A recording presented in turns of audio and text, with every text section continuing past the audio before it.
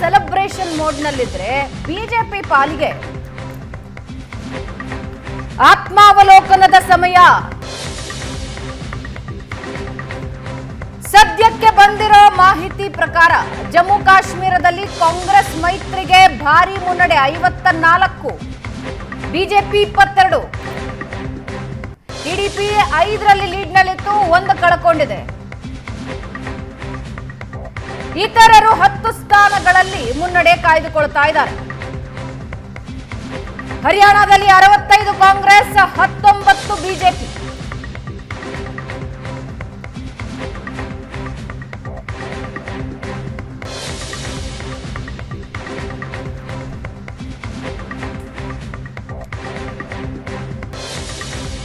ಎರಡೂ ರಾಜ್ಯಗಳಲ್ಲೂ ಬಿಜೆಪಿಗೆ ಆಘಾತ. ಹರಿಯಾಣ, ಜಮ್ಮು ಕಾಶ್ಮೀರ ಎರಡೂ ಕೂಡ ಬಿಜೆಪಿಗೆ ಖುಷಿ ಕೊಡಲಿಲ್ಲ. ಆದರೆ ಕಾಂಗ್ರೆಸ್ ಪಾಲಿಗೆ ಸೆಲೆಬ್ರೇಷನ್ ತಂದುಕೊಟ್ಟಿದೆ. ಈಗಾಗಲೇ ದೆಹಲಿಯ ಕಾಂಗ್ರೆಸ್ ಕಚೇರಿ ಮುಂಭಾಗದ ವಿಜುವಲ್ಸ್ ನೀವು ನೋಡ್ತಾ ಇದ್ದೀರಾ. ಸೆಲೆಬ್ರೇಷನ್ ಶುರು ಮಾಡಿದ್ದಾರೆ, ಸಿಹಿ ಹಂಚೋದಕ್ಕೆ ಶುರು ಮಾಡಿದ್ದಾರೆ.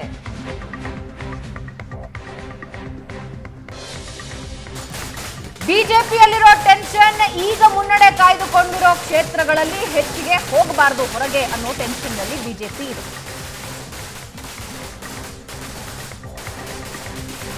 ಪ್ರಶಾಂತ್, ಎರಡೂ ರಾಜ್ಯಗಳನ್ನು ನೋಡಿದಾಗ ಎರಡೂ ರಾಜ್ಯಗಳಲ್ಲೂ ಬಿಜೆಪಿ ಒಂದೇ ಪಾಯಿಂಟ್ ನಲ್ಲಿ ನಿಂತಿದೆ. ನನಗನ್ಸುತ್ತೆ ನೋಡಿ, ಜಮ್ಮು ಕಾಶ್ಮೀರವನ್ನು ಪೊಲಿಟಿಕಲಿ ನೋಡುವ ದೃಷ್ಟಿಕೋನ ಬೇರೆ ಇರುತ್ತೆ. ಒಂದು, ಜಮ್ಮು ಕಾಶ್ಮೀರದ ಚುನಾವಣೆಗಳನ್ನು ನಾನು ಡೊಮೆಸ್ಟಿಕ್ ಪಾಲಿಟಿಕ್ಸ್ನ ಬ್ರೌನಿ ಪಾಯಿಂಟ್ ಸ್ಕೋರ್ ಮಾಡುವ ದೃಷ್ಟಿಯಿಂದ ನೋಡೋದಕ್ಕಿಂತ ರಾಷ್ಟ್ರೀಯ ಸುರಕ್ಷೆ ಮತ್ತು ಸಾರ್ವಭೌಮತ್ವದ ದೃಷ್ಟಿಯಿಂದ ಆ ಚುನಾವಣೆಗಳನ್ನು ನೋಡಬೇಕಾಗತ್ತೆ. ಆರ್ಟಿಕಲ್ 370 2019ರಲ್ಲಿ ತೆಗೆದ ನಂತರ ನಡೆದಿರ್ತಕ್ಕಂಥ ಒಂದು ಮೊದಲ ಚುನಾವಣೆ. ಜಮ್ಮು ಭಾಗದ ಜನ ಬಿಜೆಪಿ 25ರಲ್ಲಿತ್ತು, 22 ಸ್ಥಾನಗಳನ್ನು, ನ್ಯಾಚುರಲಿ ಒಂದು ಸ್ವಲ್ಪ ಆ್ಯಂಟಿ ಇನ್ಕಂಬನ್ಸಿ ಇದ್ದೇ ಇರುತ್ತೆ.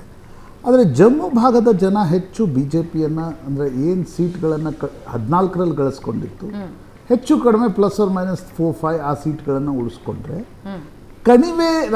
ಕಣಿವೆಯಲ್ಲಿನ ಜನ ನ್ಯಾಷನಲ್ ಕಾನ್ಫರೆನ್ಸ್ ಮತ್ತು ಕಾಂಗ್ರೆಸ್ನ ಮೈತ್ರಿಕೂಟಕ್ಕೆ ಭರ್ಜರಿಯಾಗಿರ್ತಕ್ಕಂಥ ಓಟ್ಗಳನ್ನು ನೀಡಿದ್ದಾರೆ. ಅದರ ಅರ್ಥ ಏನು ಅಂತಂದರೆ, 370ರ ಪರವಾಗಿ ಜಮ್ಮು ಭಾಗದ ಜನ ಓಟ್ ನ್ಯಾಷನಲ್ ಪಾರ್ಟೀಸ್ಗಳನ್ನು ಮಾಡಿ. ಪ್ರಶಾಂತ್, ಡಿ ಕೆ ಶಿವಕುಮಾರ್ ಮಾತಾಡ್ತಿದ್ದಾರೆ. ಈಗ ಕೆಲವು ಅನೇಕ ಗ್ಯಾರಂಟಿಗಳು, ಕೆಲವು ಕಾನೂನುಗಳು, ಕೆಲವು ಜನಕ್ಕೆ ಸಹಾಯ ಮಾಡೋಂಥದ್ದು, ಆರ್ಥಿಕವಾಗಿ ಶಕ್ತಿ ಕೊಡಬೇಕು. ದೇಶದಲ್ಲಿ ಭಾವನೆ ಬೇಡ, ಬದುಕು ನೋಡಿ ಅಂತ ಹೇಳಿದ್ದೇವೆ. ಅದಕ್ಕೆಲ್ಲ ಕೂಡ ಮಾತನ್ನು ಉಳಿಸ್ಕೊಳ್ಳೋಂಥ ಕೆಲಸ ಕಾಂಗ್ರೆಸ್ ಪಕ್ಷ ಮಾಡ್ತಾರೆ. ನಾನು ದಿಕ್ಸೂಚಿ ಅಂತ ಅಲ್ಲ, ಜನರ ಭಾವನೆನೇ ಈ ರೀತಿಯಾಗಿದೆ. ದಿಕ್ಕೇನು ನೋಡಬೇಕಾದಿಲ್ಲ.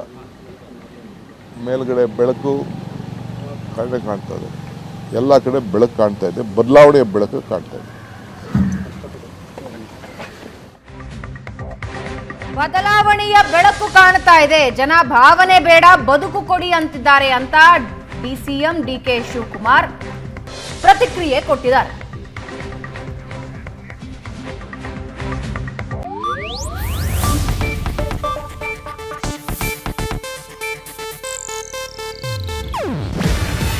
ಇದು ಏಷ್ಯಾನೆಟ್ ನ್ಯೂಸ್ ನೆಟ್ವರ್ಕ್ ಪ್ರಸ್ತುತಿ.